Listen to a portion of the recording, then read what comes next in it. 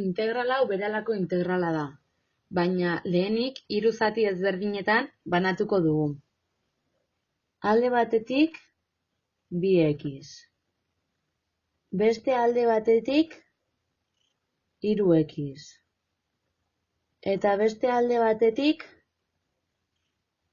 2.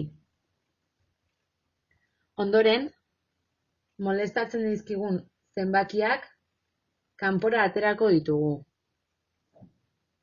Lehenengoan 2.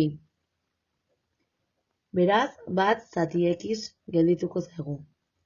Bigarrengoan 3. Eta geldituko zaigu x.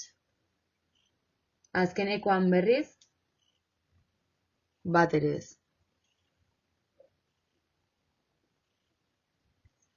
Horrela edukita, integralen taulan begiratu eta emaitza zuzenean lortuko dugu.